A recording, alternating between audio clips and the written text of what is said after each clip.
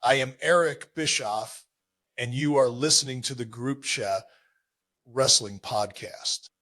I have some great rates at the moment if you are interested in a mortgage.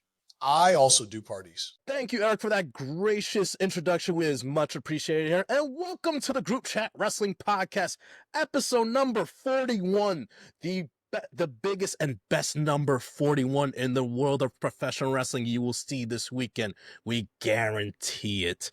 And before we even go any further with our rundown of the show, this past week was a great moment in wrestling history. In order to move on to the future, we got to leave the past behind. So no more is it 83 weeks with Eric Bischoff. No, that is done. We are now at 289 weeks with Tony Khan. Look at it. Yes, this is the future of professional wrestling. Tony Khan is the future. Mr. Bischoff and his great insurance and his great home rates are in the past. We move forward and beyond to better and bigger times in professional wrestling. Episode 41. Let's get to it. To my left, Lucy, how you doing? As far as I know, I'm to your right, you're to my left, but I am doing great. Absolutely fantastic. If any of you have seen what Brandon Cutler has been posting on his Instagram and Twitter recently, I could not be in a better mood. The savior that AEW really needs, right? The hero we need. The hero that AEW needs is La Parka with his chair beating the shit out of people, but he's not because he's in Mexico. And I was at a Infinite Promotion show in Hooters last night, which was very good. Even Ben Bishop commented and said the venue looked better than WrestleMania. So yeah, that was good. Did you have the hot wings?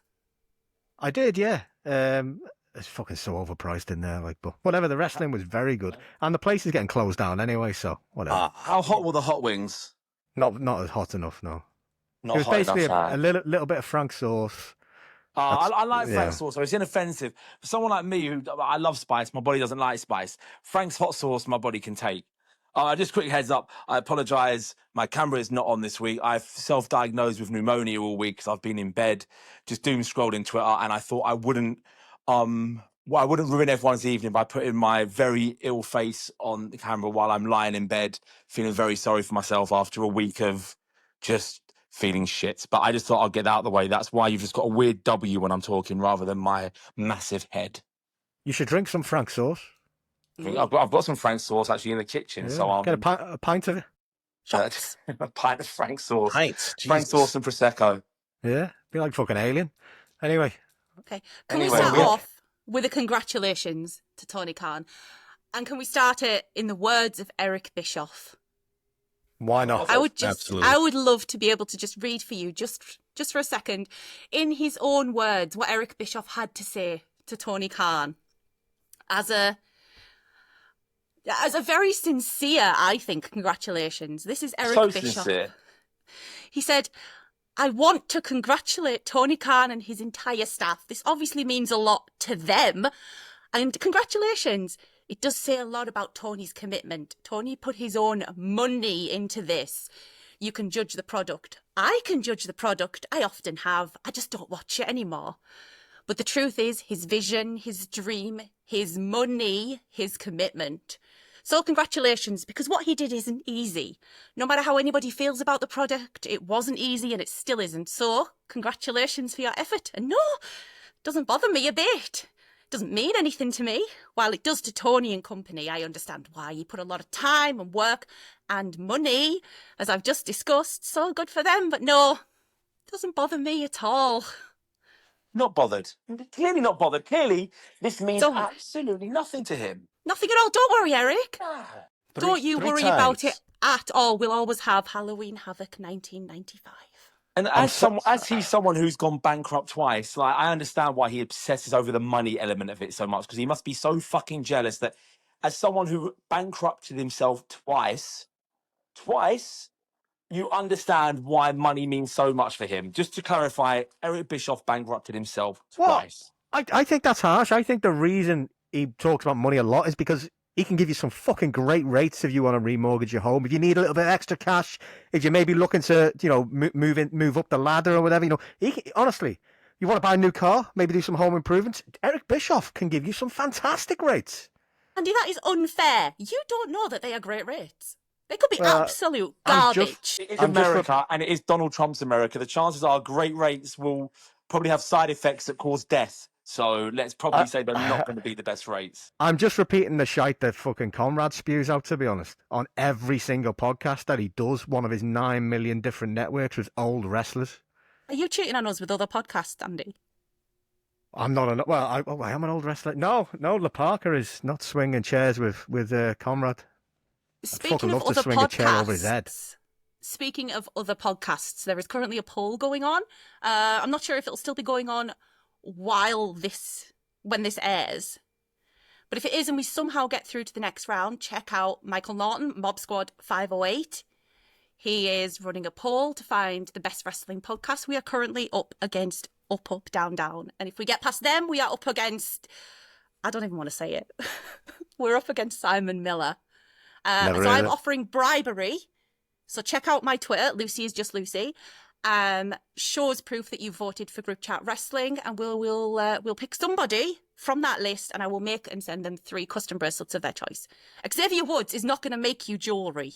I am. That is commitment. Fair play. Xavier, I finished bribing Mr. the Woods, audience. Austin Creed, we love you, boss. We love you, boss, but you're going down.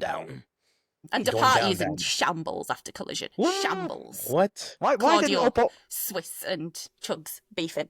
why didn't Up, Down, Down go up against Simon Miller? That would have been a perfect matchup. Right. No, we have to take them on. Bloody unfair, if you ask me to fix. They thinking we were easy pickings, that they would meet later in the tournament, that he's going to run Didn't through the realise I will resort to begging and bribery. Nah. I don't have pride, they do. We took down Colt Cabana in the last round. Took down Dutch Mantel and Colt Cabana. Colt, I'm sorry. Yeah. I love you. Boom, boom, bitch. And Tony Khan took down Eric Bischoff in the same week. It's fucking brilliant. Yeah, man. There you go. Took him down with kindness as well. He had a lot of Cinder- really nice things to say about him in the interviews he's done this week.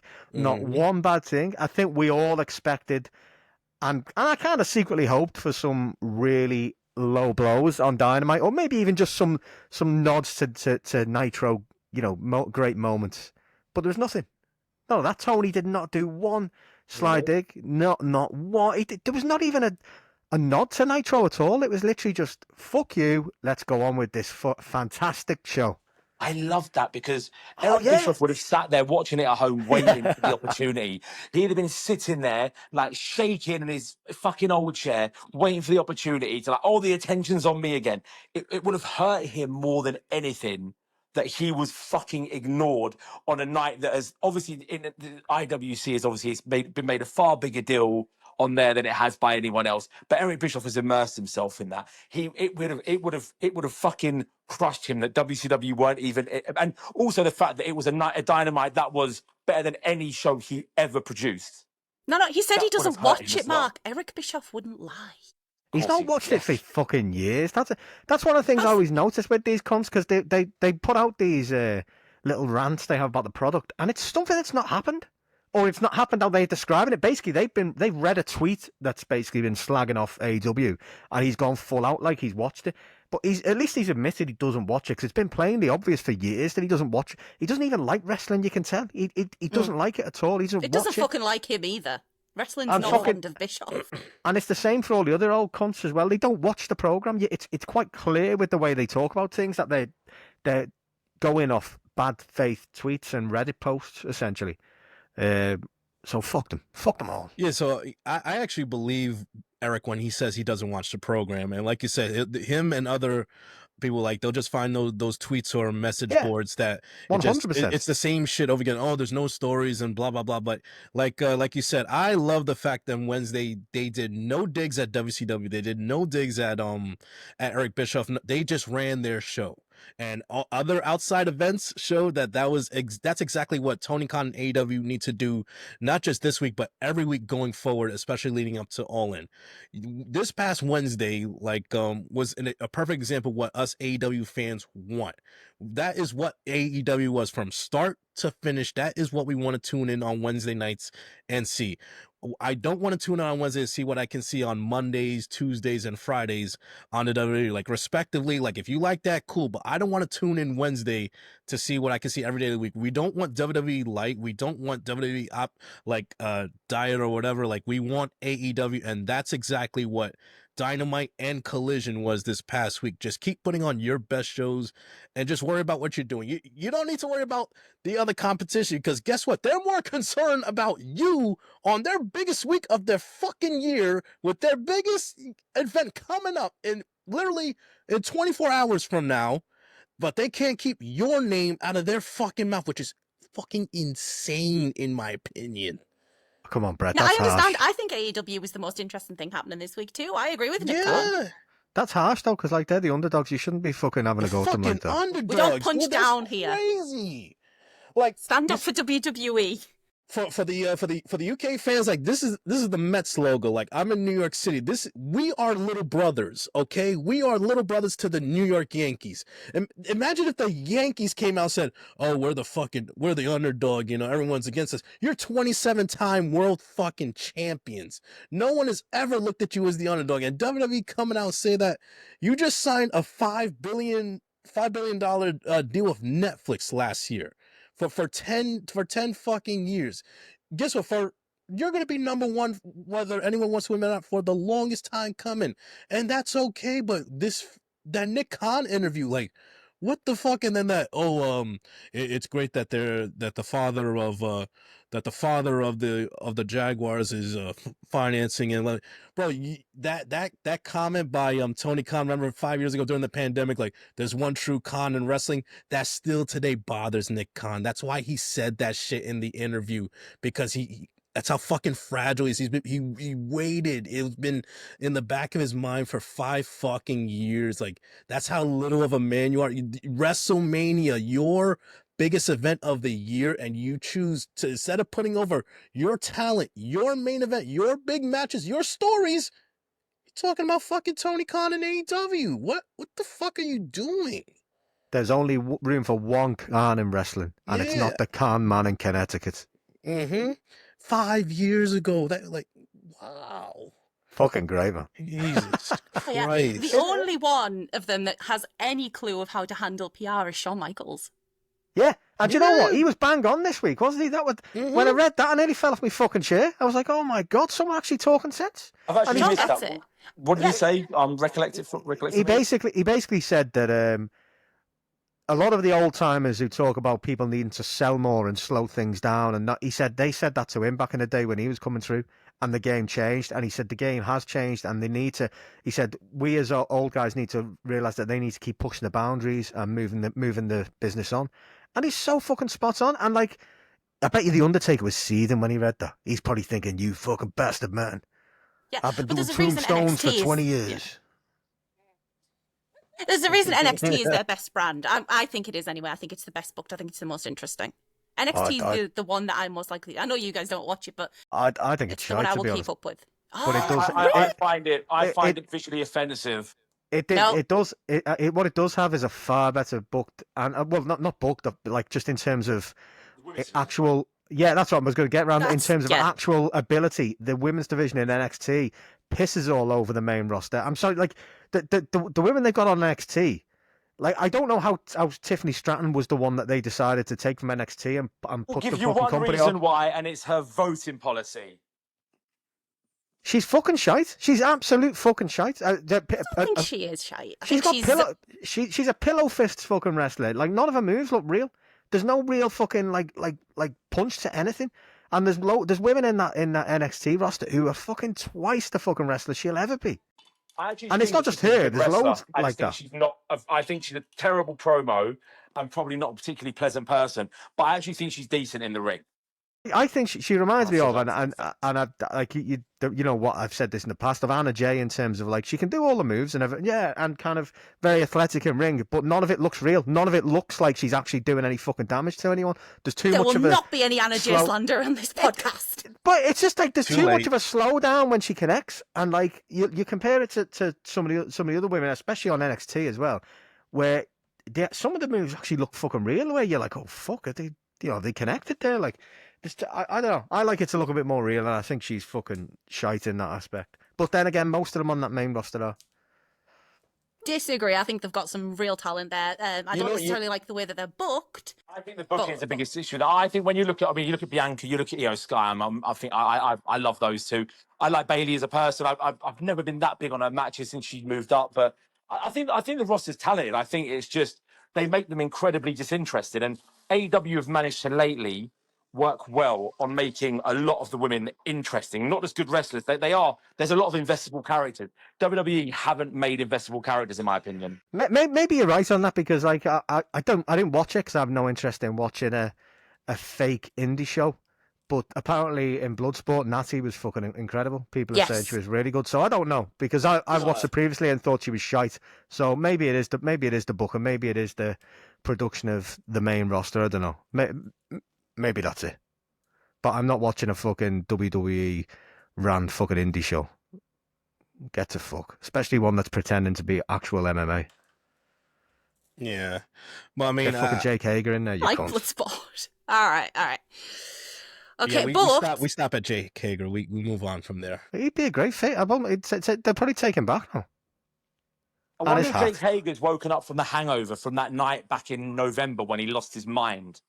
And He'd he be was what? clearly on a lot of narcotics and was ranting the most inane nonsense ever. Has anyone Tony heard Khan, of a him since? communist? Jesus. He'd be I walking. know. The I was like, first this billionaire communist in history. the whole world. I think he forgot that We the People was a stupid gimmick from Bad Creative. It's fucking hat. The guy played a Janetti to a hat. Come on. It was never. The big thing is, deal, like, but- Triple H, if you're listening, I think you're a horrible racist prick, but I've got something for you. Take Jake Hager, put a MAGA hat on him, and he'll just walk around going, I like this hat. It's tailor-made for your show, man. Do it. Mm-hmm. You fucking prick. Wrong. You racist prick. That's amazing. That's fucking amazing. Jesus. You've got a lot of anger today, Andy. Let's move away from the anger and on to the joys, because we recorded this on a Friday, the day after Collision. Going back to last week's Collision, what a show. One of the top 3 collisions of all time.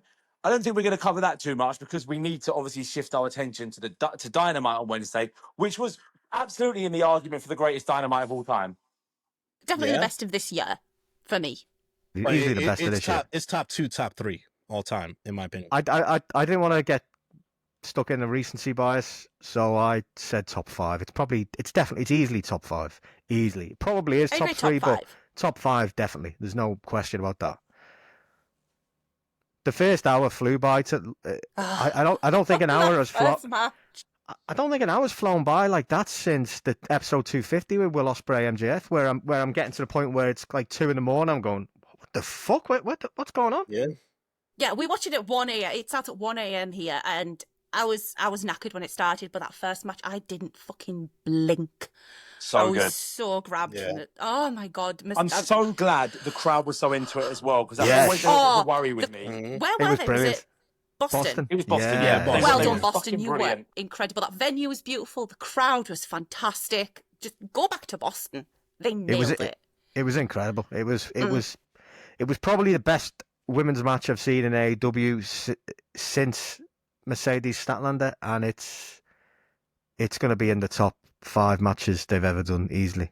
And it's a Meltzer TV gave match. it, what was it, 4.25? He gave it the same as he gave Hangman Josh Alexander, and that's. I thought Hangman Josh Alexander was fine, albeit instantly forgettable from an actual in-ring perspective. I've always given him way too much airtime because I like the dude, but he doesn't know what he's talking about anymore. That's a wild opinion to say those matches were on a par, because everything about the matches was just that they weren't comparable. I just No. don't think he likes women's wrestling. And I think the only No. reason he gave Tony Mariah 5 was because he got bullied by the entire fucking Yeah. internet. You better give this a 5, Dave. Stay awake, Dave. Well, yeah, he's given Mercedes Athena 425. Dave, don't blink. Wild. Don't fucking blink and do not go to sleep. Because Fucking that was crazy. a 5-star match. It was incredible. It was, like I say, Love again, you, Dave, but easy to just say, like, it's the top 5 women's match AEW have ever done. It might be higher. It could be top 3. I don't know. It's up there with me. My favourite one there was probably Mercedes Statlander, the first one. This could be the second one. I'm not sure. But then the Hollywood ending's in there as well. It's a different type of match. So I was gonna say Hikaru Shida versus Jamie Hayter on Dynamite a couple years ago. yes. Like they just beat the shit out of each other for like 15 minutes. Like, but Hater Storm's one of my favourites as well. That's a fucking classic. Full Gear 2023. Yeah. No, 2022. The rated match. That was so stiff, that match. They battered each other. At 2022. That's what it should be like. Yeah. 2022. Tony Storm can really hit. Like, Well, yeah. and we might be getting Tony. Well, who are we going to get? Who wins the We got Hater. No, it's going to be Statlander. Statlander. No, it's going to be Statlander. It's gotta be Team Hayter. Stat? Come on. Hayter. Well, yeah, it should be Hater, but when Mercedes won, I think it's Statlander, and she's finally getting a win because she lost 2 back-to-back to her, didn't she? You know, she's going to put It's her over. Statlander. Look, I know what I'm talking about. I picked Paul Walter Hauser to win the Proteas title from Simon Miller, You and did. that is what he You did. Listen Yeah, to the you Wrestling did. Oracle. Chris Statlander has this. I don't know. I think at the end of All In, we get Hayter and Storm. I fucking honestly that you need. I need that to be the match, but I do think But they're mate, gonna. what if it's face v face? Are you going to be able to deal with that emotionally? Well, It's okay, Andy. Tony can turn heel on a dime. You know, she can. Hayley should turn heel. I think she can, but Tony can. Like, I mean, I'll go back to Deeb when Deeb was a face and she's telling the crowd about all the seizures she's had, and the crowd started fucking booing her because the heartless bastards. And then so Tony just flipped it and went face overnight. Then they changed everything, and Deeb started playing into a heel. So Tony can fucking flip it if she wants, but I do think they should turn Hazer heel. Maybe she just beats the living shit out of it. You can't turn Tony Storm heel right now for love. There's no way. Tony Storm, the crowd would not boo Tony Storm if she murdered a kitten in the ring now. Yeah, I don't think they should, but I think she could get them to. I think she's like MJF in that respect, in that she could get them to if she wanted to. If she really wanted to do it, she could get them to boo it. I feel. have to be careful. Statland. Sorry, go on, Lucy. I was saying, you're talking about MJF. MJF has to be so careful getting people to boo him, because if he's just that little bit too funny, Yeah, I too know. charismatic, they start chanting, "He's our scumbag." Yeah. So I think Tony Storm would suffer the same. Well, you know, I feel like the type of match that Hayter and Storm, we've seen them had in the past. Like, I'm not so worried about the whole heel and face dynamic, because, like, I understand that that's a big thing with you, Andy, but I feel like that's one of the things that when the bell rings, we're just immediately going to forget about that, because we know what's going to ensure after that. And like I said, there's history between Storm and Hayter. And I just feel like it's too soon to do a third match between Statlander and Mercedes, like, again in the finals for the Double or Nothing Own Cup. I think it's way too soon there, and it would be too obvious, in my opinion. Like, I hope so. I think Hayter will win on Wednesday. She beats Statlander. We get Hayter and Mercedes at Double or Nothing, and we'll another day we'll talk about the final. But let's get to the Dynamite card. The thing is, though, like you say, there's actual story there. She wants a belt back, so you could make that work anyway. I mean, that's not really. My problem with face is more when it's just, for no fucker, like, oh, let's just have a match because we're good friends and we want to. No, she won. I mean, but she's winning a tournament to get to that match. That's what I'm saying. Yeah, but even so, I want an emotional investment. But that one has it anyway, ready built in, because she did lose the title and she shouldn't have lost the fucking title. She lost it because she was injured. They took her belt away from her. But that's what I'm saying. Like, we got a Wembley moment. But I say after Double or Nothing, let's say Hayter goes on to win the whole thing, and it's those two at All In. We got 6 weeks to build, so you got plenty of time to build up the emotional, like you said, the emotional build up to it, and they could easily, like you said, I never lost my belt. I was injured, so I'm coming back for what's mine, and you won't be face, but you can have like just a little bit of edge to Hayter and Storm, just as it gets closer to All In week. But I'm. Do you think that Tony loses the world title to whoever it is at All In? I don't know, and that's one of the reasons I would probably be hesitant about Hater winning because I think she should win that title again at some point, but I don't want to see her lose it again. Maybe she loses and then she goes full on psycho. I don't know, but I don't think Tony loses it. No, I think Mercedes goes after Tony. Eventually, she loses to I think Athena. I think she has to. Yeah. I mean, you can't not have Mercedes in the title, but like the most well-known women's wrestler in the world, arguably the best women's wrestler in the world right now, and one of the best of all time. You want her on that. You want her on that title, Lineage. That's one thing. I honestly, when we get Tony and Mercedes, like let's just do a very rapid trajectory here. Let's say that Athena's going to cost Mercedes in the final of the Owen. That leads to Athena v Mercedes. Athena will then win the title off of Mercedes. I think that's going to happen in a title v title. I think that's when the TBS transitions. Then Mercedes will probably dip for a few weeks, come back. She's straight in the title picture sooner rather than later. When that match happens, that has to main event a pay-per-view. Yes, without a doubt. There's like all out. That feels like all out. That feels like all out main event to me. What about Forbidden Door? It has to. What about Forbidden Door? You see this is another thing reason I think Statlander might win, because it not only she gets a win back, but I think Tony would be far better at Forbidden Door. I would then have Hater go off and do a thing, maybe work her way back up. You can do some more character work with her, get her in some more matches, get her more focus on it, and then have her be challenged Tony at Forbidden Door. Because that would make sense to me. Her that 70s show outfit, that's already good enough character change for me. Just the whole story, Tony's reactions to Statlander, the literal gooning after her, that for me says that is going to be a very fun, enjoyable. There'll probably be a few. Yeah, exactly. There'll be a few obstacles along the way. I think you can go into that match at All In, and I think it'll be gold. It's a headline match. I think if your two main women's matches are Athena Mercedes and Tony v Statlander, and then there's a casino gauntlet, and the winner gets a title shot at Forbidden Door, maybe. I think that works perfectly. You need more women on this card. Yeah, Invisible Mark is right. That is the way to do it. They need to do. They need to have more focus, like we said before. More matches on TV. I know they're starting to do that on Collision. Now Collision's basically becoming a women's show. The last few weeks, build it more and more because I want to see more of these women built up to challenge Tony now to be the next challenger, for the TBS. To be ready to take that step, so that we're not getting a situation like in Mariah's reign where they were just like, oh, who's available? Here we go, Thunder Rosa this week. Oh, Deonna next week. Oh, and Anna Jay can have 3 matches, and then. Who else is around? No, because that's what it felt like at the time, and that's why it's quite lackluster, because there wasn't any real build because they weren't getting time on TV to do this.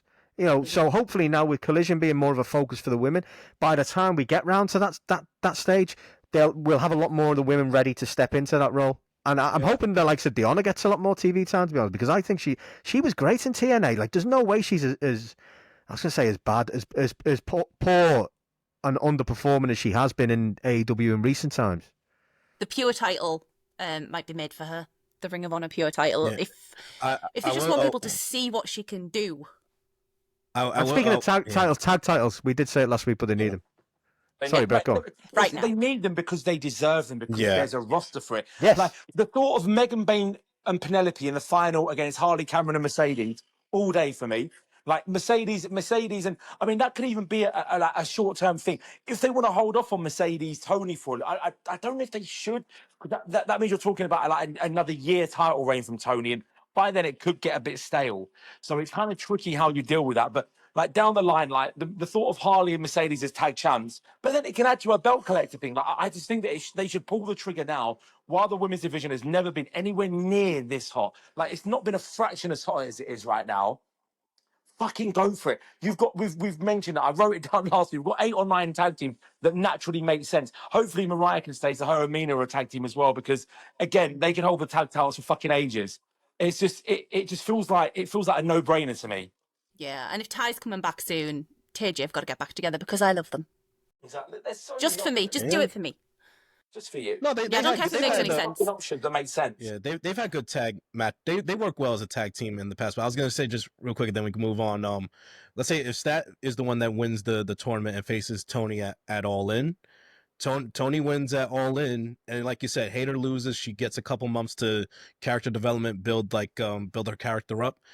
Would you be against Tony Hater at Forbidden Door for the title? No, I think that's what I was saying. I think that's perfect. I think that actually makes far more sense. And if you do that match at Forbidden Door, do you pull the trigger on putting the belt on Hater? No, because we haven't got to Tony Mercedes yet. Yeah, I want to see. I said this like whenever we started this early on, when Mercedes had left the WWE and the rumors were starting. I said the dream match for me, Mercedes Hater, and I would like that to be at Wembley. And so if Mercedes has the title by that point, I would do it. Same reason I want to hold off Will Ospreay. I know it's cheesy as fuck and it's done to death, but it makes sense. It makes sense from a time point of view as well. It makes sense. Yeah, Will of course, Ospreay should not be world.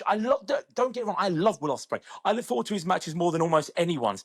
But it doesn't make sense that he's world champion yet. It doesn't make sense that he has a world title shot yet. There's so much more for him to do before he reaches the summit of AEW. And there's so many people like, again, I'm talking about the Hangman title reign, him losing it to Omega in a reverse of Full Gear 2021. I'm thinking like this, and then Omega can lose this to Ospreay because Kenny Omega Ospreay main event All In 2026. Fuck yes.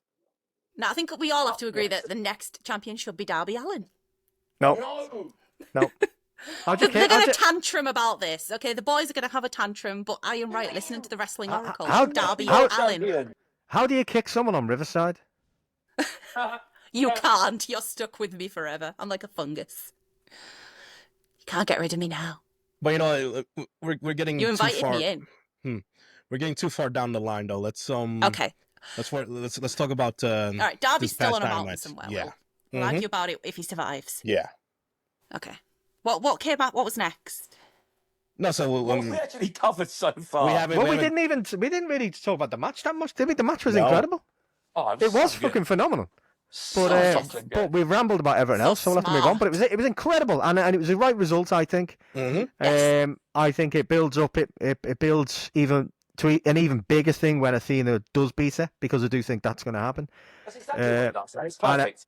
And I think look, the groundwork's laid perfectly if they do want to give Statlander a win back, because she did lose 2 back-to-back incredible matches when AEW had no woman ready. And they had to fucking turn her overnight into a face just for the match. So she went out there and she fucking did what she does, and she helped Mercedes put on one of the best women's matches I've ever seen. So she deserves a win. She deserves that spot in at All In if she gets it. So go for it. They've done a soft launch with Mercedes's like defeats now. She's lost twice in the last 3 weeks. She's not been pinned, but she has lost 2 tag matches now. Which again I think feeds into the tag. Hopefully into the tag situation later on with her and Harley Cameron winning the tag titles that I'm imagining are going to happen. She's turning face, isn't she, bit by bit? You can see it with the Harley Cameron stuff. It's fucking Brit. There's 100% going to be a moment when Harley Cameron's having the shit beaten out of her, and Mercedes is like, goes out and helps her, and it's going to be great. Mercedes will be face for All In. She'll be face before. Yeah. Otherwise, it's heel v heel. They will turn her. They will. Look, the thing is, now the crowd. See, I told you. Oh you don't do face versus face. Hold on, wait. This will be heel, be fucking heel. But the thing is, well, like Mercedes, same difference. Mercedes, I found her crowd reactions at first embarrassing. Like people, I'm like, do you not realize how good this fucking woman is? And like AEW fans, I don't know what it was. Maybe they thought the sports entertainment kind of gimmick wasn't working. But like, even when you look back to her match, I know what it preceded. I know it came after the Ospreay MJF match. I know the match with Britt Baker with the match with Britt Baker was to crickets. I was there. It was embarrassing. The crowd have taken a long time to come around to Mercedes, which I think is kind of shameful. But we're now there. They realize, okay, she's going to put on a 9 out of 10 match against anyone. She's that good. And I think now it's the time to say, right, she can go being face sooner rather than later. Ideally, get rid of the music she's got now and go back to the not New Kids on the Block. Who was it? Was it go back to the old one that she had, the music before when she was in New Japan. So that seems great. Yeah, anyway, I'll go off for my own personal tangent here. Sorry, I've taken a lot of drugs today to make myself feel better. Illness-wise, not narcotics. I think it's 100% happening. We seeing more hints of that in Collision, and it's 100% happening, and it's going to be fucking brilliant as well. As great as their match was on Wednesday, like it's But crazy. I know they could do even better. They could do even better. Yeah. Which is saying like But they're. that's the thing with it. We see that with a lot of these people. I mean, have we watched anyone put on a great match? And so you talk about the men's roster as well here, where we watched it and been wow, and then gone, oh, they can never top that. Every time we go, oh fuck, I think they can probably beat that as well. Like even Kenny Omega fucking Will Ospreay, you look at it, the Wrestle Kingdom on, and you're like, oh fuck, and then fucking 4 or 5 months later they go and put on one that's arguably fucking better. It's fucking insane what these guys do. Amazing. Yeah. All right, so onto the next one. Again, a nice debut. Andy, you and I were sitting there with bated breath during this one because Yes, I was we shit my knew pants. the Hangman should win, and I was feeling your emotion through our phones as we went through this. But look, as really Negan once happy. said to someone, you better put your shitting pants on. That's exactly what I did. Poor Andy was in bits. I feel that Tony Khan is booking this for me personally. Same. Like, he ended up liking like half my tweets from Dynamite and Collision this week, so I know he knows what I'm going through, and I feel that this is from he's gonna fuck with me all the way to Hangman winning the title at All In and make me feel terrified every step of the way. This was a good match. It served a purpose. I was very happy with the outcome. I was very happy with the debut. I was very happy with the heel turn after. This was 15 minutes of really good TV again. I thought it was just played out perfectly, to be honest. It didn't need to be anything better than it was. Hangman was playing to the crowd more now, which is fucking perfect in his development here. He's playing more to the crowd. He's going up to him and he's giving it. Yeah, and, oh yes, great. The emotion is in there. It's fucking brilliant. And the best way they could have handled a debut loss is with a heel turn instantly afterwards, and it did not affect his kind of his debut at all. You don't really think of him starting off with a loss because it was the heel turn kind of overshadowed that for him. It was great. And Hangman moves into the next round. On we go to All In. It was still on track. Tony, you got that runways in sight. You got to land that plane, mate. Mm-hmm. The match, it checked off all the boxes. Like I said, Hangman won, the most important thing. Good debut by Alexander in a loss, yeah, but guess what? Like you said, immediate heel turn, immediately with the Doncaster family. It's a perfect fit, and like you said, he's playing to the crowd. So slowly but surely, we're getting that babyface hero back. But there's one thing I gotta disagree with Marco that we had in the chat the other day, where I asked him, like, if when we get that full babyface hero from Hangman, does he have to lose all of his facial hair? I think Mark said, yeah. I was like, oh damn, does he have to? Like, I don't know. Listen. Yes.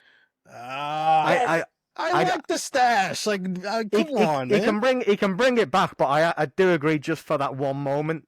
He looks the like effect. a fucking lunatic. Like, let him look like the clean cut.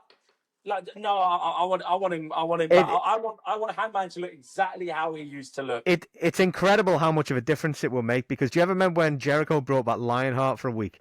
And he just was clean shaven, and he hadn't been clean shaven, and he looked like a completely different person. Yeah, he looked 15 years younger. And Hangman doing that, like even he can go back to the Tash like a couple of weeks later or whatever, but just for that one moment with the old music, clean shaven Hangman, his hair not in a fucking weird perm or anything. Yes. I'm just speaking as a man who's attached with facial hair. It's like, you I feel like I would have shaved this whole thing, I would lose all my aura.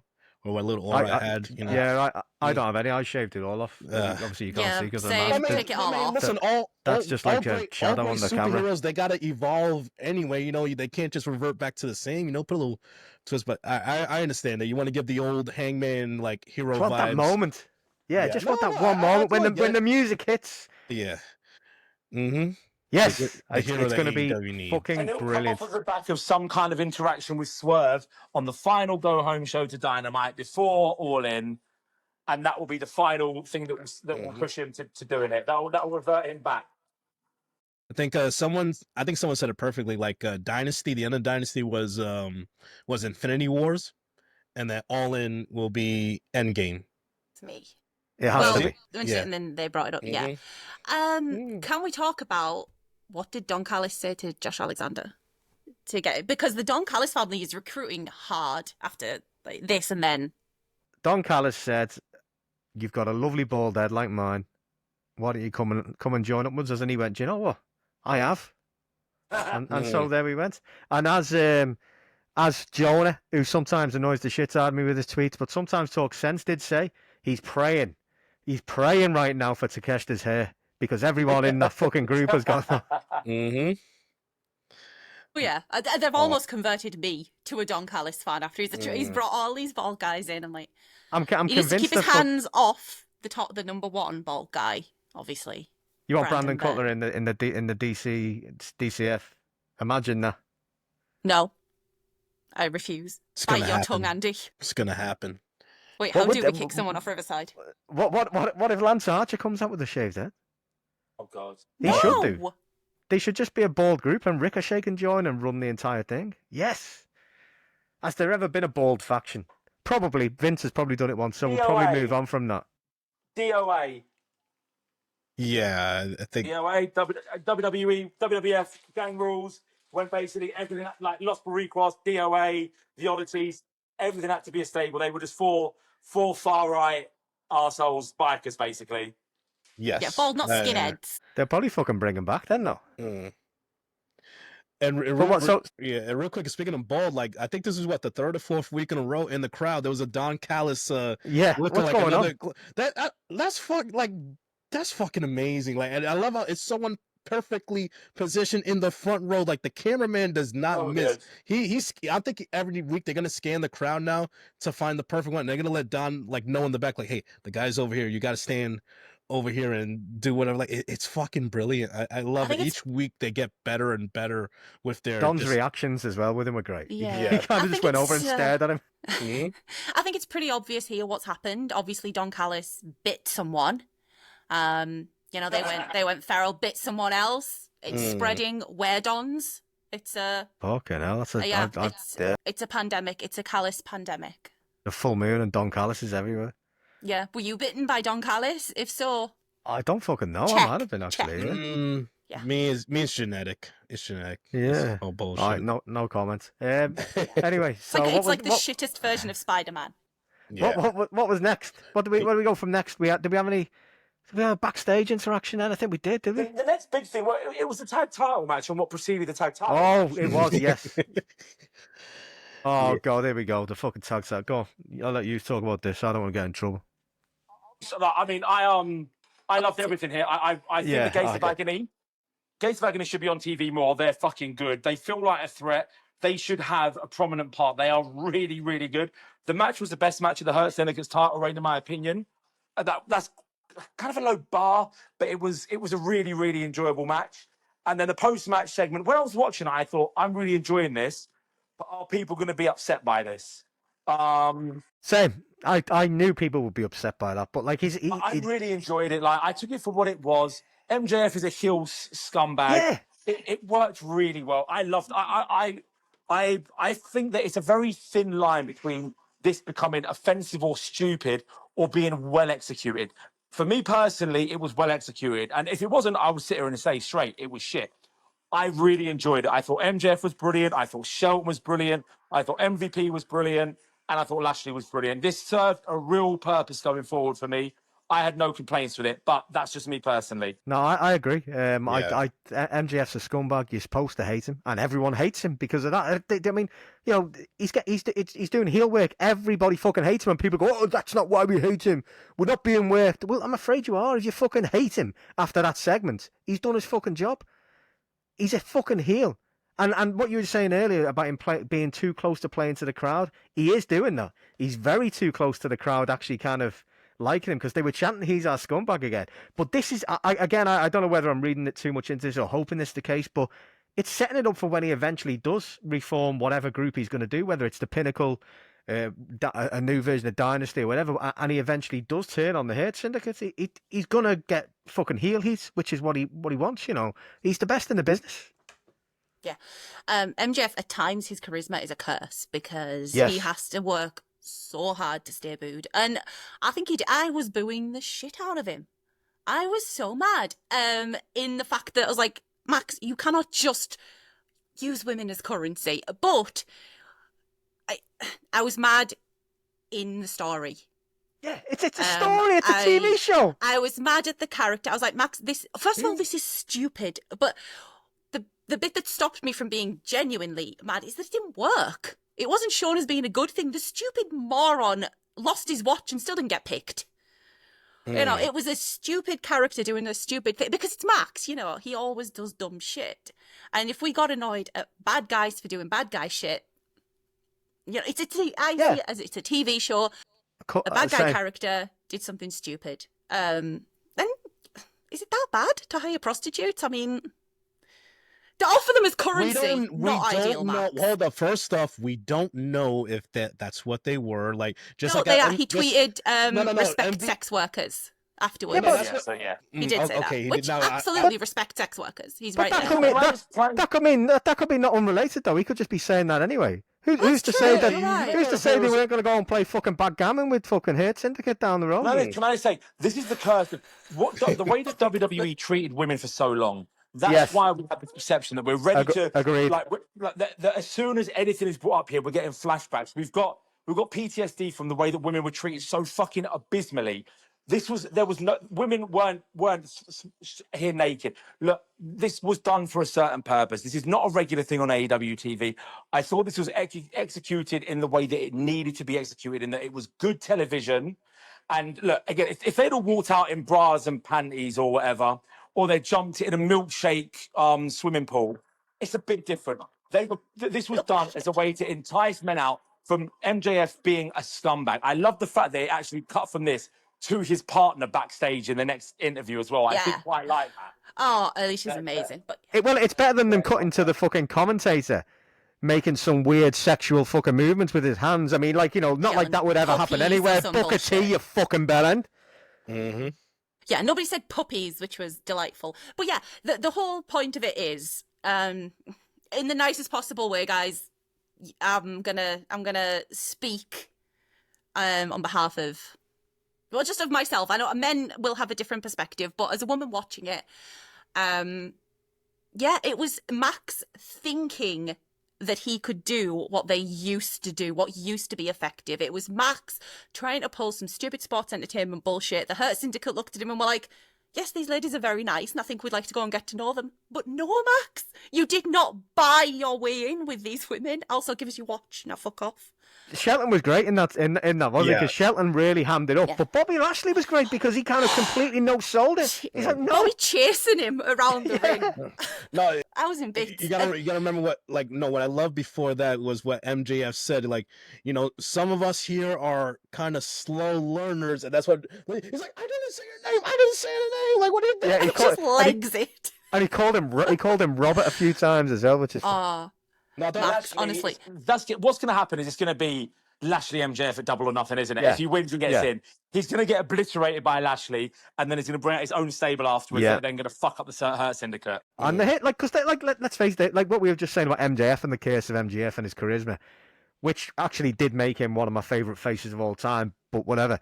Like, the Hurt Syndicate are getting fucking great reactions everywhere. They're not heels. Yeah. They're almost kind of like tweeners at the moment, but they're also leaning. It's kind of the same thing that happened with Swerve when he broke into Hangman's home and terrorized his child and sent Hangman into Paul Kersey from Death Wish. Basically, the Hurt Syndicate, no matter what they do, they're going to come out to people chanting, "We hurt people, we hurt people," non-stop, and the crowd will be chanting that just like Swerve's house. So there's no point making them heels. It's not going to work. You might as well get someone who is an actual scumbag to take the heel heat and just, you know, give them a bit of a boost in terms of being, you know, essentially faces. And that's what he did. I mean, I am absolutely booing the shit out of MJF because he was an absolute twat on that episode. I am the first to like the guy and feel bad for him, but like, oh, I was scumbag. But he comes out and does something like that. I'm like, no, fuck you. And he's going to get worse. To the back. You're not joining the Hurt Syndicate. He'll get worse, and as I was saying about Collision last week, which we're not covering because we missed it, but whatever, I still think the new Pinnacle is going to be... I wanted a big man to join with Dax and Cash. I was thinking they need a big man, but then I was thinking about it more, and I was thinking, no, the original Four Horsemen didn't have a big man.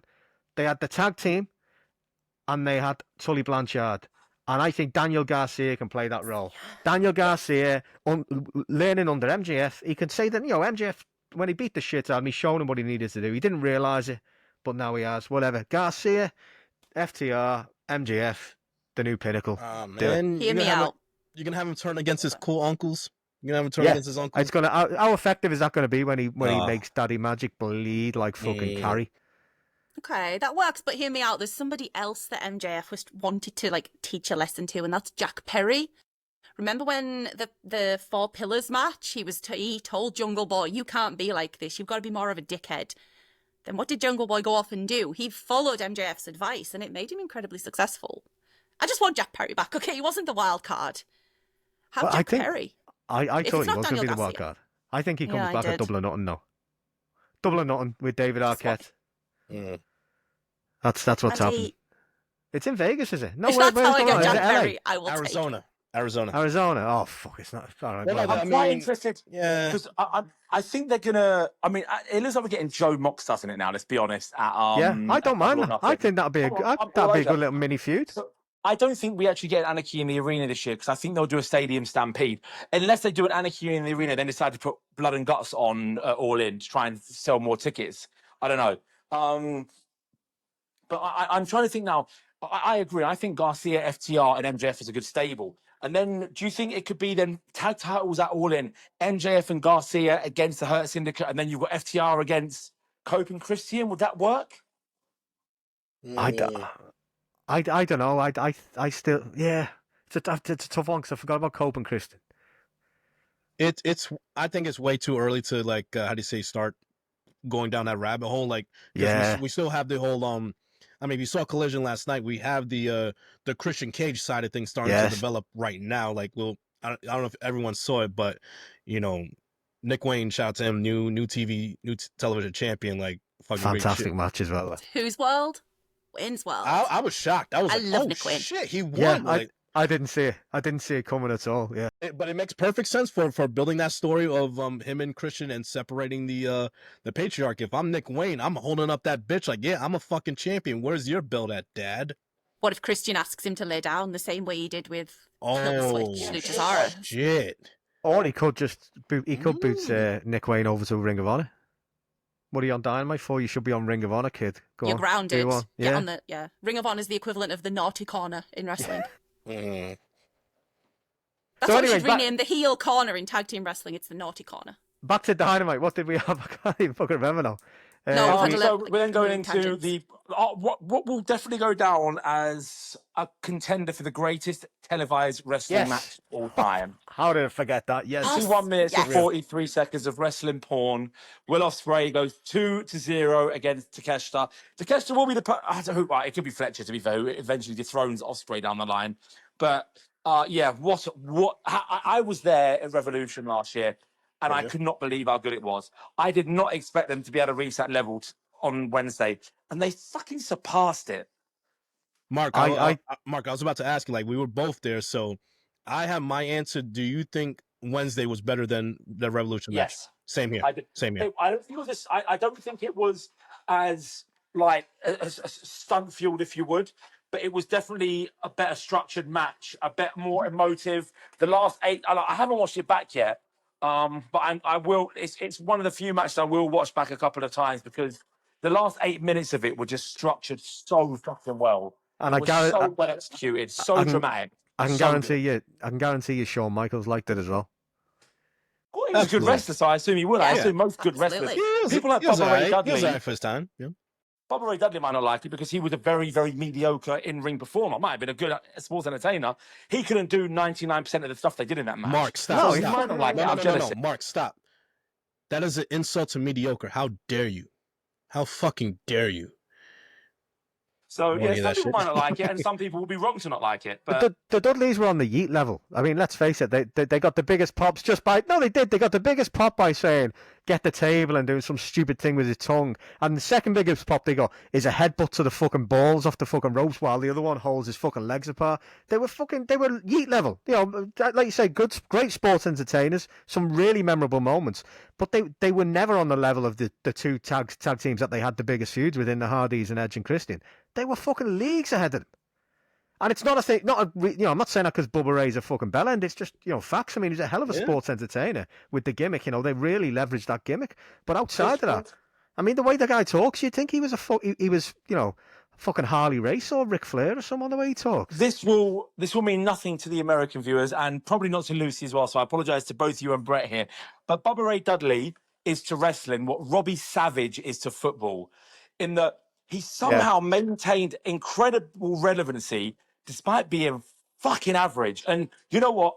That is an art to do that. To not be particularly good, but to still maintain an element of relevancy is commendable. So this is not a it's a massively backhanded compliment. Who am I kidding? But he has done today? so well with his ability to be where he is today. And for that, I tip my hat.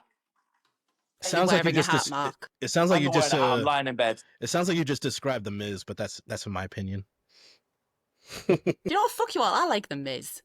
It's good, 2016, 2017, but you know, fucking bellend.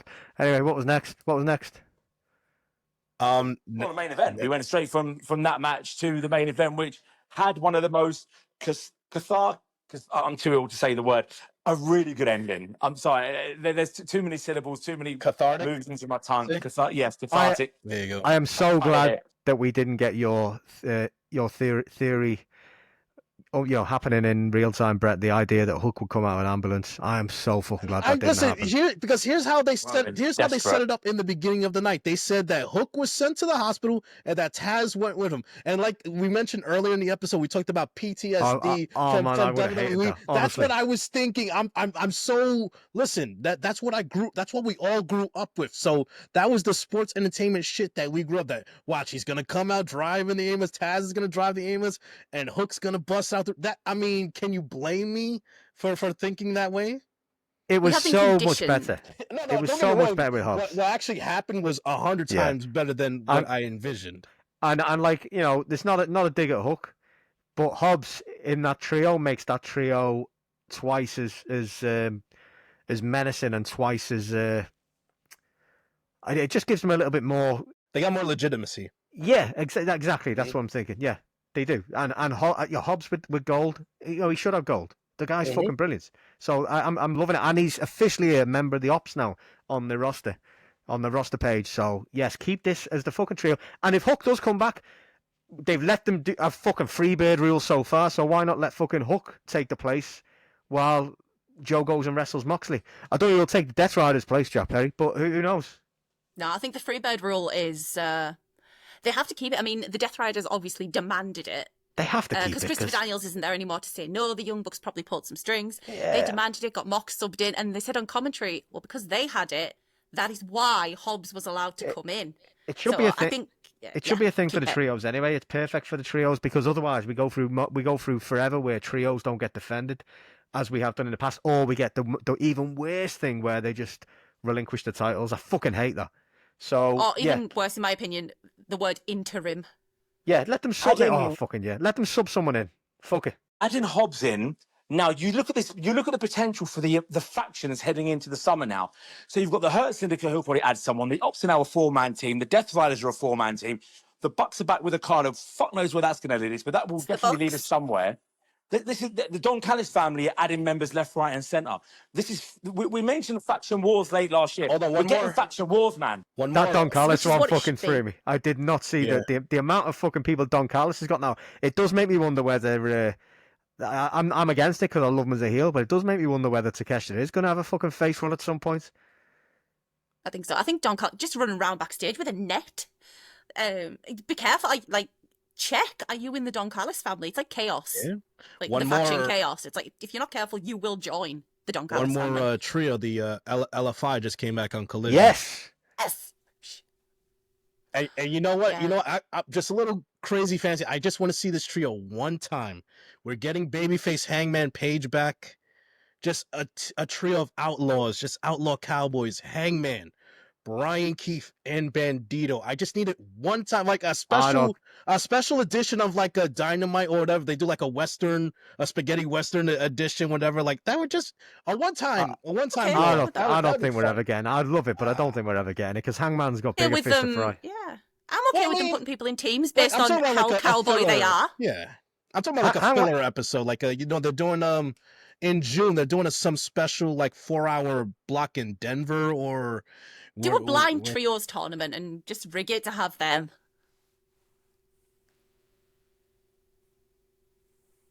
Yeah.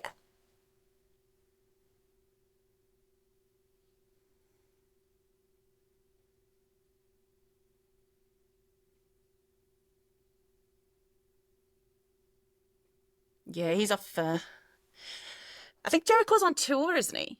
Is he with Fozzy at the minute? I think he's going to take a few months off, yeah. Maybe we don't get any of this now and we just get Bill and Brian wondering what the fuck's going on till he comes back with Judas and they beat the shit out of him. I don't know. But we're getting there anyway. So Brian Keith's going to be off doing his own thing soon at some point.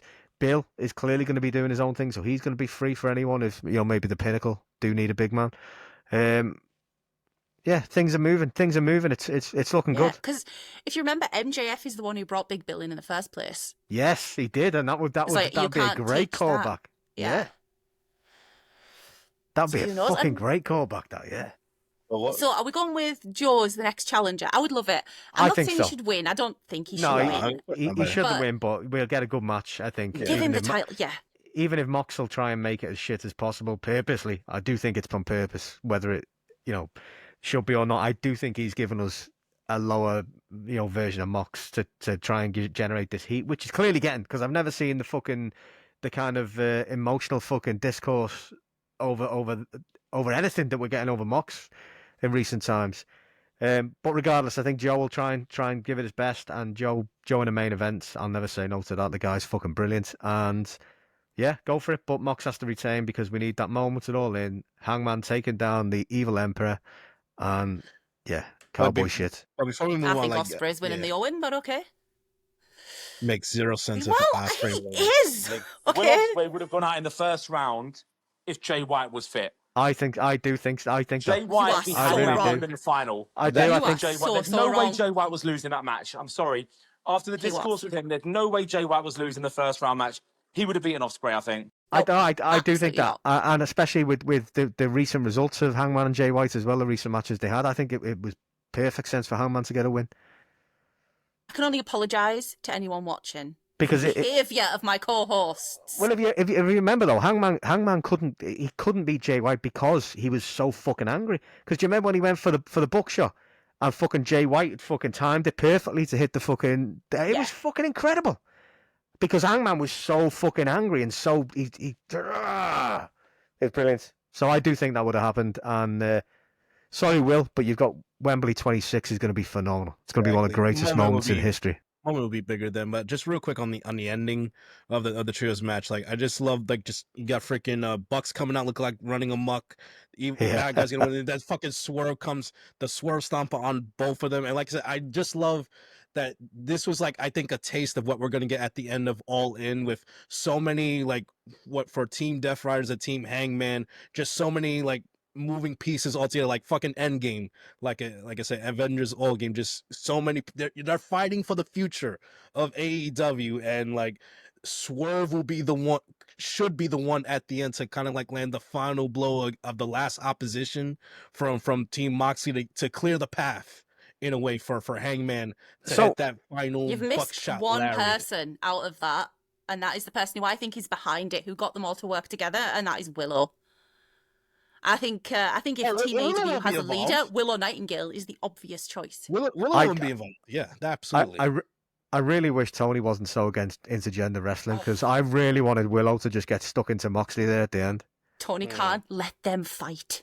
Willow and Mox, let them fight. Just do it. Or any indie, just book it. Just do it. And we can still get Megan Bain beating the shit out of anyone on that roster. I still want the Max Caster Open Challenge. I wanted to beat the shit out of Luther. Anyone, to be honest. But yeah, Mox. Awesome ending to Dynamite. And like I said, I love I love what they did in the show. That no callbacks to WCW, no trolling to stuff. Especially with like we talked earlier, like everything that's gone on with WWE. Like you ran your show, no trolling, no nothing. That's what they should be doing for the future. Like worry about what you're doing. The tides are slowly turning, AEW is going this way as far as like the public perception. In a sense, it looks like slowly but surely they're getting their shit like kind of together on a bigger stage, like just focus on what you're doing. Don't worry about the other noise from the other place. If they want to do that shit, then let them have at it, because they're clearly doing it because they can't talk up their kind of dog shit build up for WrestleMania. I mean, well, didn't they say, he's not is it Jay? He's not the best wrestler, but he said I like poor Jay. I can't believe they said that. Jay, I like you, okay? I Your appreciate your you. bosses don't, but Lucy Yeet. likes you. Yeah. That's I think great, he's shy, to be You honest, but talk whatever. about the most backhanded compliment ever. Like, yeah, he's not good in the ring, but he has charisma. I'm like, I shit. don't think What he's the that bad. fuck? I think people are a bit mean to J.U. So I think the way that Yeah, kids absolutely adore him, that will yeah, always he's for the kids. make me like a wrestler. Yeah. He's I for just don't want to see 900 super kicks in a tag team match ever again, and that's what they think the Bucks do. But the fucking Usos, that WrestleMania match, it was like a fucking record. It's in the Guinness Book of Records for the amount of super kicks in a match. No, it is. It I like genuinely a is. good super kick. It's genuinely. I've just made that up. It's not, but it should be. No, you've made Yeah. you've yeah. Andy making shit up as is tradition. You'll be all right, Andy. I don't know what I've made up. What else have I made up? I made anything up. Sup- The super kick. That could be true. I've never even read the Guinness Could be Book of true. Records, so it could be in there. That's true. It everything could be in the is Guinness Book there. of Records, and Eric Bischoff could give great rates. I don't think he does. Swerve should have gone to Eric Bischoff for a mortgage in midweek. That would have been great, wouldn't it? Look, Mark has left us. I mean, yeah, he'll probably come He's back gone in to get a a sec. mortgage quote. Eric Bischoff's just Just called him in case. ranting. He's Uh, ranting. So what was what? We're what, sorry, what Eric. I'm not sorry. He's a fucking No, bellend. no. So what was They're next? not sorry. What we That was it. That was the end of the show.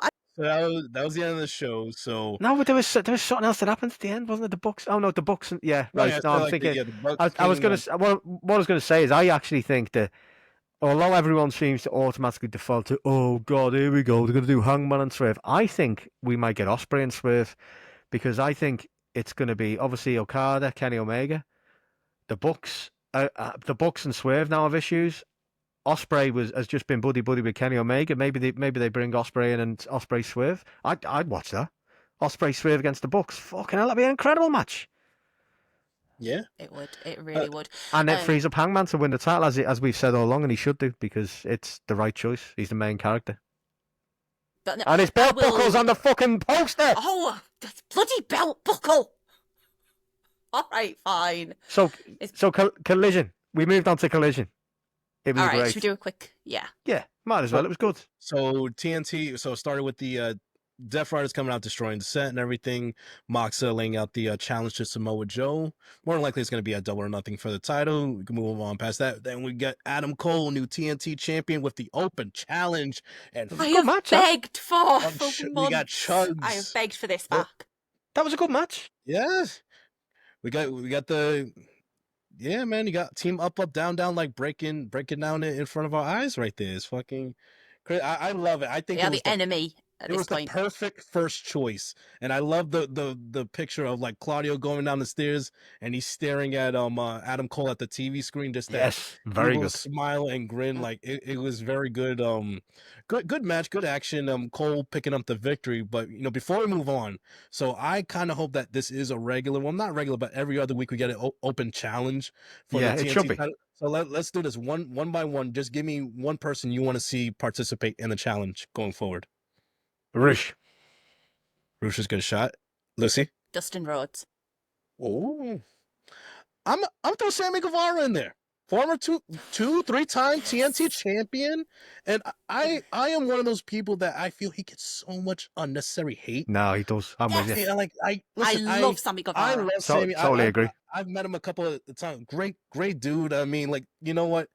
Maybe this time in Ring of Honor, like, I think he's done great, tag team with Dustin. But listen, you put him in spots like the TNT Open Challenge, like, he'll remind everybody who the fuck he is. He'll put on him and Cole will put on a great match. And he does have, like, dude, he's a former champion. So if anyone's deserving of a title shot Open Challenge, it's him. But yeah, He's Sammy a current Guevara, tag easily. champion. No, I in Ring totally of agree. Honor. Sammy Guevara is absolutely incredible. I think he's so overhated because of some random shit that happened with him and his fiance. People just made a load of things up to hurt their own feelings. But no, Sammy's amazing. I'm like you, I've met him before. It was at a convention. There was a long queue. I think Ty was signing autographs or something, and Sammy was in the queue. He was doing flips and things to entertain the kids. He was absolutely wonderful. Yeah, I am. He loved my Sammy he loved my Defense Dragon Squad Ball right Z here. tattoos. He's a big Dragon Ball Z fan like me. So yeah, he loved my Vegeta and Goku. But I miss his panda hat though. I remember he panda said hat, Sammy. People forget though he had some fucking great matches. Someone was on about this a while back when I think it was on Twitter or on Discord. So someone was saying, about Starks. Oh, they got rid of Starks, but Sammy Guevara's still there. I would take Sammy Guevara over Starks any day of the week myself, just because. Okay, Starks might be marginally better on the mic, and it's only marginally because I still don't think Starks is actually that good on the mic at all. But in ring, Sammy Guevara gives you fucking moments. There's no moments I can remember from Starks. Maybe the strap match, I can maybe a visual of that. But there's loads of Sammy Guevara stuff I can actually fucking call back to, where, that were like all timers. Like the cutter from the fucking ladders is one of the fucking all timers in AEW. DDP himself said, I was there and I heard him say it, that the single greatest cutter he has ever seen is that one. That's Sammy Guevara to Cody off the ladder. It was incredible. And Cody so fucking clean at that. No wobble off of the rope to the ladder, all in one fucking motion. It was poetry in motion. It was so clean. He gives you great moments, and I don't think it's over for him at all. I think there's still a lot that he can do. Young. He can still contribute. And remember, dude, he was in the very first Dynamite match against Cody. The very first match. And let's not forget, though, that half the shite that people hate him for isn't even fucking true anyway. People fucking just make all this shit up to suit their own narrative. I mean, like, they're always in trouble. Yeah, he's done some shit stuff, but, like, most of the stuff wasn't even his fault that he's been the stuff with Eddie Kingston. Eddie himself said it was me. And Andrade was trying to get fucking sacked. He was trying to get Ken. Yeah. Like, let's be honest. And how's Pick that? a pillar, attack a pillar. Yeah, you get sacked. Probably fucking regrets that, like, now. I was gonna say, how's that working out now? Yeah. Yeah, that's okay. Oh no, they don't bench people in WWE, didn't you hear? No, they put him on fucking speed. Let's talk about our favorite almost match, shall we? You know what? Yeah, no, they don't bench people. Though, I genuinely, I'm not even joking when I say this. I do feel bad for Omos in the sense that I do, because like they sent him off to Noah, and even Sean Ross Sapp had to come out and did a podcast recently like that when he talked about all the wrestlers that were parked by WWE. He told Omos was having the best run of his career. He was. He was getting. You know what the problem? You know where he fucked up, Andy? He was getting over on his own without the WWE. They fucking hate that. So they called him at the end of January. Yeah. Yep. They called him at the end of January and said, all right, come back. They didn't even I was like, okay, they're gonna put him in the Royal Rumble, right? Nope, they didn't put him in the fucking Royal Rumble. Almost 3 months they called him back. Nothing. So fucking Nick Khan to say, oh, we don't immediately sign people and bench them. What about Alexa Bliss? Oh, you brought her back in the Royal Rumble and nothing for her since what? It's fucking crazy. But the almost thing, I do feel sorry for him because I don't remember when he first went to Japan.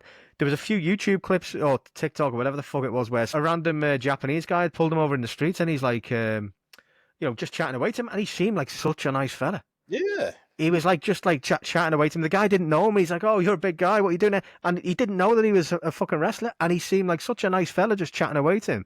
Gave him loads of time, and I thought that's fucking great. That. And then he got over. He was over as fuck there. And no, brilliant. I don't watch WWE, but I feel sorry for him now because he's been kind of chopped down and is arguably the fucking most over he's been. That's one of the guys that as soon as Triple H took over, he just stopped using him. Like Vince used Omos. Like, I mean, he used him in the tag team with AJ Styles. Like, he used him as an attraction. But ever since Triple H took over, he just doesn't fucking use him. I think the last like big match he was in, I think it was a Backlash Puerto Rico against Seth Rollins. I mean, Seth did his best to make him look good, but I mean, I can't think of anything else that they used them in since then. And like I said, he over as hell in Japan with Noah, but then they like, oh, you're getting over on your own. We can't have that shit. They gotta have that fingerprints on everything, Andy. Everything, 100%. Everything that the wrestlers are successful at, it has to be because of them. It can't be ours. Unless it's an AEW gimmick, in which case they just use the same presentation. Exact. It's mad, isn't it? Because Vince in the old days used to take a WCW guy and bury them to show that they are not who you thought they were, and that WWE is better. They're doing the right thing using the AEW presentation. That's how they got noticed in the first place. There's no reason to. I wish they'd let Ricky Starks keep his name, but. They are, but like they're not burying him like they used to. They're actually kind of going out there and giving him a mini push to be like, "Fuck you, AW," instead of the whole, "Oh look, they were shit all along. Our guys are better."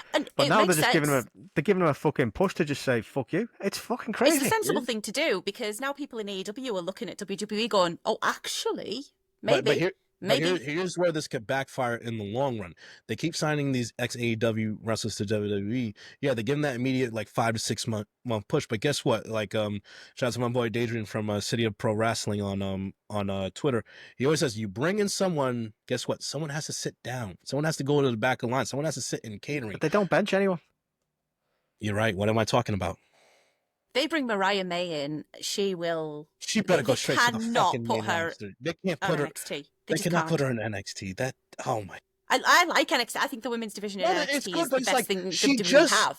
She just wrapped up the best women's story of all time. It's Mariah fucking May. They don't give a fuck. Or Mariah January, whatever the hell they end up calling her. She knows how to look in the fucking hard cam. She knows where the camera is. She doesn't need to go to fucking NXT to perform in front of 200 fucking idiots chanting Booker T's name throughout the whole damn show. A fuck Booker T, fucking prick. Mm-hmm. Anyway, what else did we have? Should we whiz through Collision quickly because we got some questions. Got some questions. Okay, I'll breeze through as fast. So we had a Megan Bain squash match. 2 jobbers. Over quick bang. I need 4-on-1 eventually. One show. Make it 4-on-1. Make it 6-on-1. You know what? Just every local indie talent that you can, whatever town that they're in, just say Tony Khan, I need 8 of you, for 5 minutes of work. All right, done. Give her a gauntlet. Just send people out, local and hands at first. They should do that. Exactly. That would be amazing.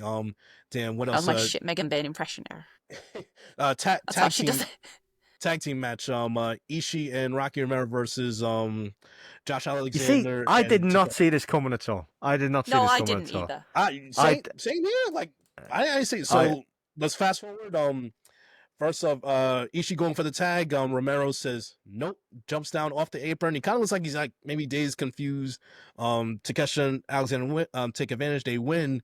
Romero's trying to talk to Ishii, calm him down, and then out of nowhere, dude in a hoodie attacks Ishii from behind. It's fucking... Now, hold up. Lucy, is it Trent or Trent? Is it question mark or exclamation point? Exclamation point, because I'm not mad at him.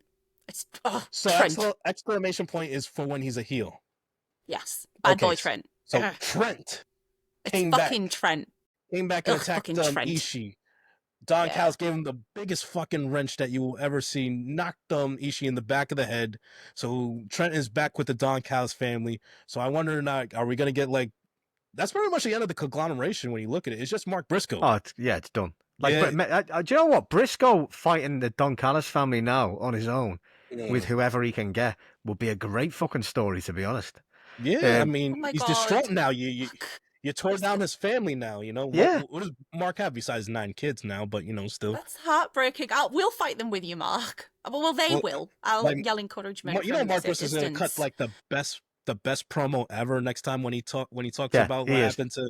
Because, I would take him, Daddy Magic, and freaking Cool Hand as the best promos in the wrestling business, because they just give you that raw human emotion. Daddy Magic. It's not and Eddie Kingston's got to be back soon. Oh, Eddie Kingston can help out Briscoe when he comes back. That could be a fucking great one. Yeah. Oh man, the fucking back. But the family now though has fucking how many members has he got now? You got Archer and Cage, Takeshita, Fletcher, Trent, Josh Alexander, and now Rocky Romero out of nowhere. Yeah. Now, it takes a lot for me to be mad at Rocky Romero because I adore him. I think he's one of the most amazing people in all of wrestling. But fuck you, Rocky. I wonder if this is building towards something with the Mexico show.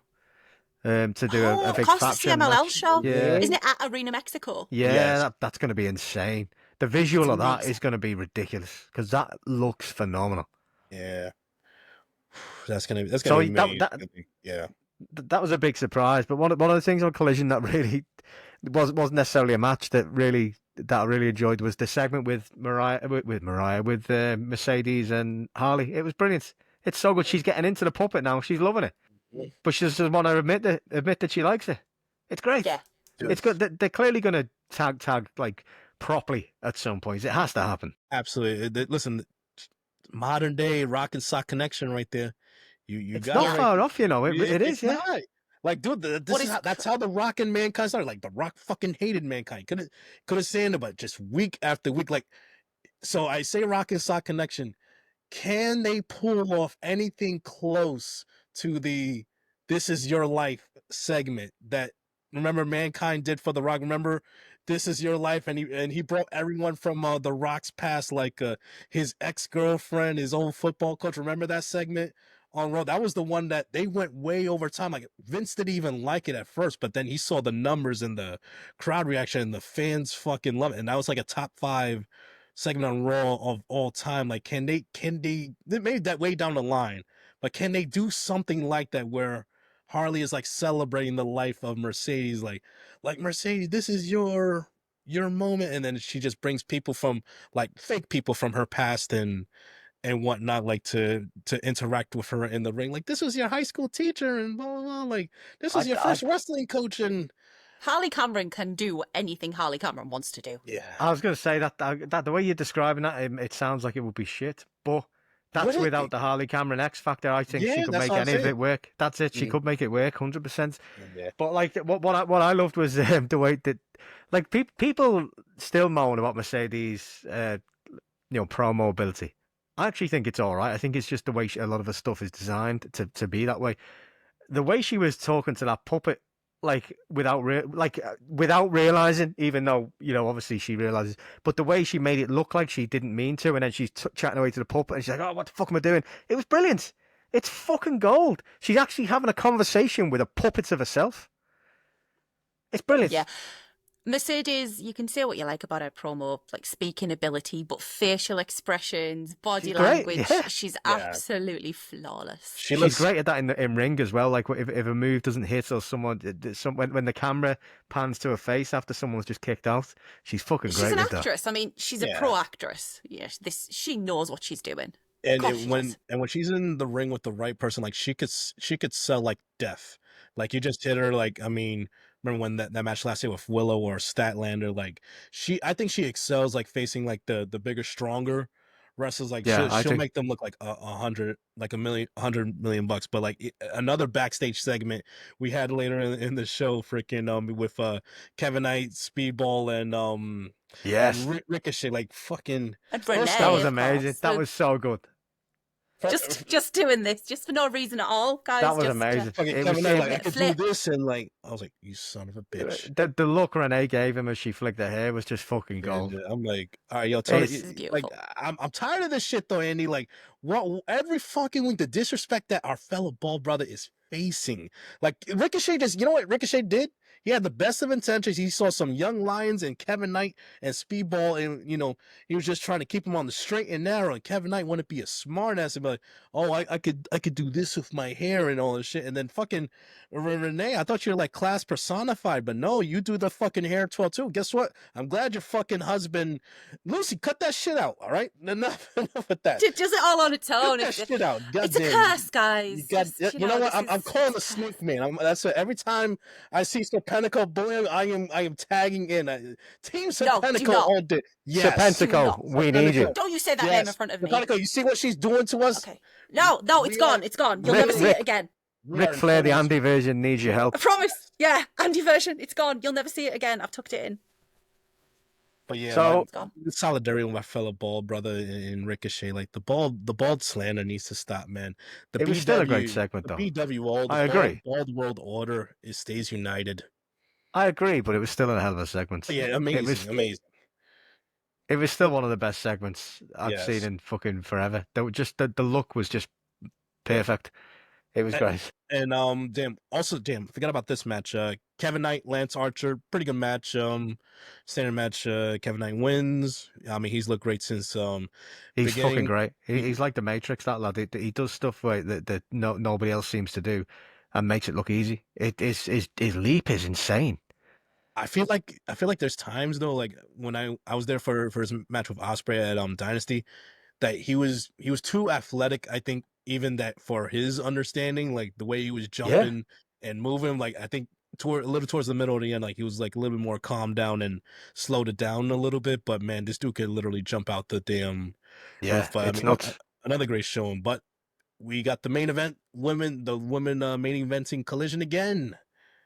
We got the team of Chris Statlander and Julia Hart versus, what's the team name? The money the money raft machine or some shit like that. Money The Raft Train. money Money raft Raft train. Train. Mercedes Moné and oh my God, yeah, Harley Cameron, and great match. And like I said, you're seeing that chemistry between Mercedes and Harley just continue to develop week by week by week. And I like the fact that they're losing as tag teams, because there's instances where you could get over more as a tag team, like in losing, especially like the dynamic between Mercedes and Harley. Like Harley is just that lovable loser who just can never get over the top, wherever the hump. Like I hate to bring this guy up, but they actually may be closer to like the Booker T and Goldust tag team back in the day, because remember they kept losing and losing and losing. Nah, sorry. No, hopefully, Not but having that. as No, they get just Booker T out the fucking Booker T out of conversation, man. book though. Like Yeah. but I love the dynamic between them, those two. And like I said, if we do get women's tag titles, like that team versus Megan Bayne and Penelope Ford, those are your two top teams right there in the division when they do face off, and that's when they get their crowning moment. Like I would say Mercedes and Harley should be your inaugural women's tag champs. I want a blind tag tournament, and I want the rage from Mercedes as she's paired with Harley Cameron, and Harley Cameron being made up, Mercedes demanding that Tony Khan redraws it. I want that. What is happening now with Harley Cameron and Mercedes is what I dream of happening with Holly Barlow and Lana Austin. It's gonna happen. It's gonna happen. Yeah. It has to happen.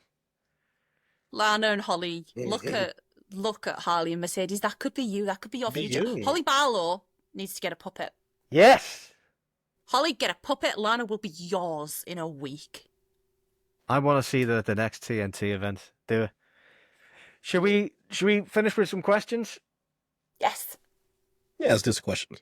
Let's go with the questions on Discord. So, first of all, we have Lomax, who says, what match are you most excited for Mania weekend, and why is it Suzuki versus Butterbean with Dan Severn as a guest special enforcer? No, it's not. I'm not. It's not that one. That's a skip.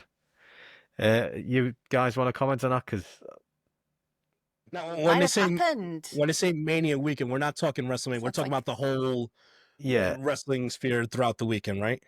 Are you actually going to say your favorite matches? The match I'm most looking forward to is probably it's going to be one of the Michael Oku ones, but I'm going to say Joey Janela Sabu, just because I want to see if he can actually get a good match. If he can get a good match out of Sabu, I rate Joey Janela, by the way. I know a lot of people don't see that. I think I like Joey Janela. And if he can get a good match out of Sabu, bear in mind this is a guy that refused to do an event because he didn't want to walk up some stairs. The guy's a fucking a legend if he can do so. Yeah, that's mine. I think I was excited about the Cara Noir Minoru Suzuki match. That's happened, but I think for me, Mercedes Moné Kanji. Oh fuck yeah! Doncaster. Well, I'm not counting that. So yeah. Yeah, if you hadn't left that one for me, there would have been a tantrum because we're all going to be there. Sorry, Brett. We'll wave to you. This is revenge for you going to Dynasty without us. Yeah, we'll send you some pictures, Brett, of Mercedes. Send some pictures, send some videos, but and the Leo rest of us Rush eating his will Greggs. be there. God. Yeah, we will all be. Most of us will be there. Come and say hello if you see us. If you go into Doncaster for RevPro this Sunday. This Sunday. But yeah, Mercedes and Kanji is going to be incredible because Kanji is just on another level. It will be tomorrow because hopefully the episode will be out in the morning. So yeah, this will be tomorrow. It's like Time Cop again. We're doing a Tony Khan Time Cop situation here, or maybe it's something else. Maybe it's Back to the Future, whatever. But it could be tomorrow. Might not be. Might be the same day. If it's tomorrow, we're going. If it's the same day, might see it today. Anyway, next question. It's Jamildo. Brett, what was yours? Oh shit! Yeah, sorry, Brett. Slater and Oku. Yeah, of course. Yes. Yeah, fair enough. So Jamildo, are the Fed PR department the most underappreciated talent in WWE right now? I think they're the most underappreciated talent in AEW right now. I think what's happened, I said this before, I think it reminds me of 2005 when Tom Cruise was the biggest actor in the world and nobody really knew any of the shit that went on in his life because he was just all so well managed. And for some reason, he decided to fire his publicist or his PR agent, whatever, and hire his sister, who had no experience in that role. And within a week, he was jumping up and down on Oprah's fucking sofa on telly, preaching Scientology to anyone who'd fucking listen, and having a fucking proper meltdown on another talk show that he was on, whatever. And he just went fucking loony. And that was like the point when people stopped wanting to interview Tom Cruise. This is what that reminds me of this week. It's crazy. Have they fired fucking Legentil or No, someone so said he's been promoted? yeah, I heard he got promoted to a higher position. So Right, so he's they- no so longer they- in charge of PR. So the guy they've hired to replace him is still working his notice somewhere else this week. Yeah. Like you said, it's just fucking mind-boggling. Like I said, this is your biggest moment of the fucking year. It's WrestleMania. You've had 40 of these. You've had 40 of these, but it's 2 years in a row now. 2 years in a row now that fucking Triple H and his team, for whatever reason, have just you want to take pot shots at your competition, and you're not. Like I said, I could go through my Twitter feed right now for an hour. I won't see one mention of Cena and Cody. Like, we're not no Here of Cena is him saying he loves Vince McMahon and He doesn't came care out who with that knows shit it. this You morning. fucking should care, What the Yeah, fuck? I know. and you shouldn't It's- love him. It's fucking nuts. And you got Roman Reigns out there saying how much he loves Trump. What was it? He thought he was the best choice. I voted for Trump. He said it in a very. I don't know that Roman is as pro-Trump as he's being made out to be. He But sounded like it. He said one guy was telling us the truth, another guy was asking us questions. Sounded like he was pro Trump. I don't know. think I just don't want him to be. Yeah, I think in reality, you and a lot of the Roman fans were not happy. Well, I'm not saying you, but like a lot of the Roman fans, they're unfortunately, people need to just Yeah. realize that we probably don't want to know who I think votes who, that's what it because is, there's a hell of yeah. a lot more than we probably want to admit. There's probably some favourites as well, Sting, who vote that way, and but luckily we don't know because they don't tell us about it every 5 fucking minutes. If they want to vote for whatever selfish reasons they want, that's fine. Just don't fucking tell us. Don't be fucking preaching to us. Don't be telling us that you voted for him because he's the best at this, or what was Triple H saying this week? He's a fucking genius or something. He called him, didn't he? He gets real heat. That's the issue. Vote for who you want to. Vote for your own interests, but don't tell other people. He gets real heat deporting American citizens to foreign away, and he gets real heat with the fucking tariffs that are crippling small businesses here in the country. That's real fucking heat, brother. Heat from the fucking insider trading last week. I'm going to give Brett the last word on this because he's living it. It's not. But I'll end on this one last thing, then we'll go to the next question. I don't know if you guys heard. Apparently on McAfee's show this morning, yes, I did. Yeah, he dropped a major hint that number 47 might make an appearance at Mania. I think it was fucking obvious, though, wasn't it? I think it's obvious, but now, like, as I saw the hint that McAfee, I heard the hint that he dropped, and it's like, would it shock me? No.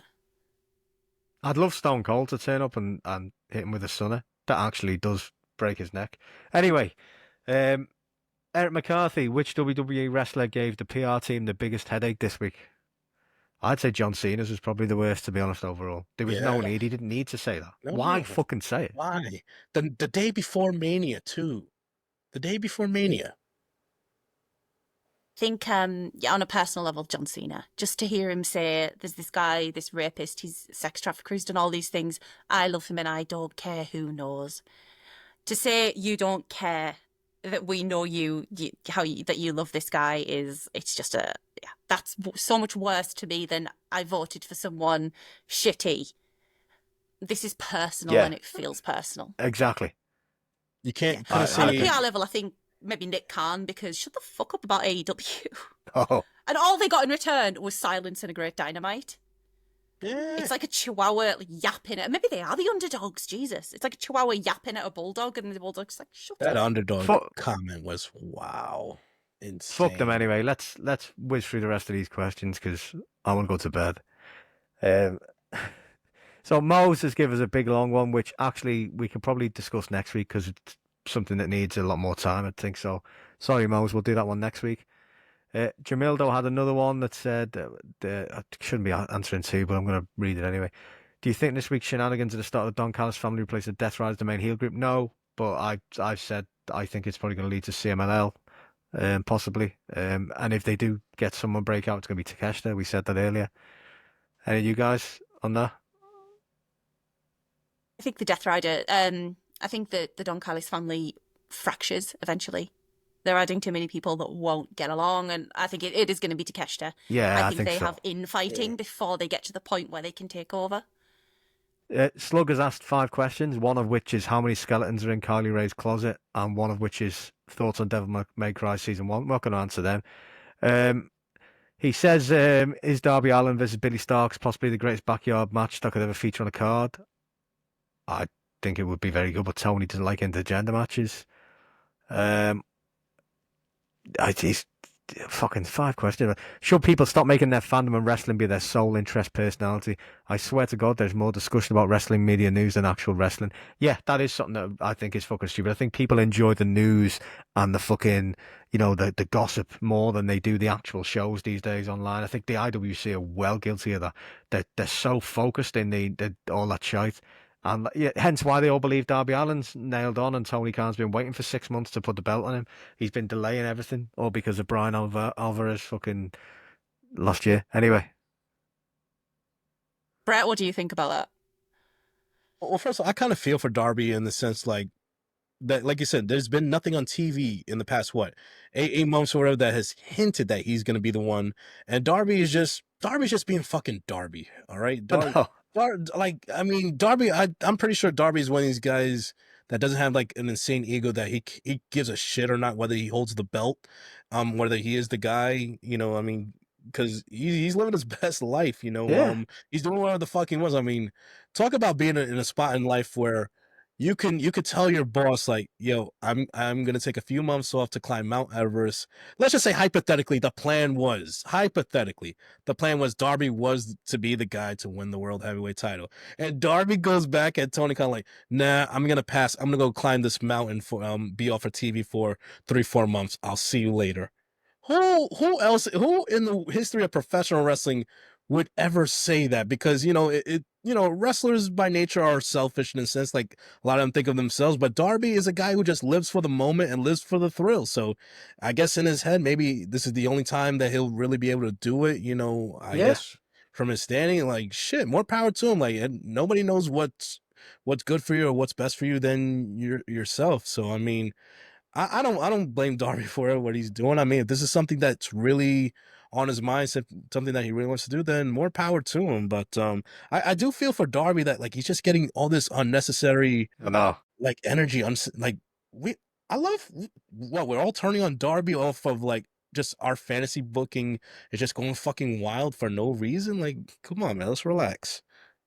That wasn't actually the question, though, Brett. Everything you just answered there, but still, it's good anyway because we wanted to talk about that anyway. Exactly. I'm skimming through loads more. Blackfire. Who do you think's going to win at high stakes, Mercedes or Kanji? I believe Kanji will do a Cinderella story and beat Mercedes shockingly at third sets. No, not happening. Mercedes is retaining, and she will probably lose at the anniversary show in August. That was you saying, I think Kanji's... I was about to yell at you. No. I adore Kanji. I live and breathe for Kanji. I think she's incredible, but Mercedes is winning this. Mercedes. Aaron says, is Hangman rejoining the Elite? Yeah, just not anytime soon. Probably eventually in a couple of years. They're wooing him. They're attempting to woo him right now, and they're doing a shitty job of it. Fucking... I love the Elite. I think the Elite should always be on TV. Just in case you're wondering what today's t-shirt is, it's the Elite. But no, Hangman needs to fix his shit first. Okada telling Hangman to like smile, and that was fucking great. He's like, bitch, and he just stomped and walked him down like. You'd be prettier if you smiled, Hangman. Mose asks, what the fuck was Claudio thinking? He's just fucking angry, wasn't he? Had a bad day.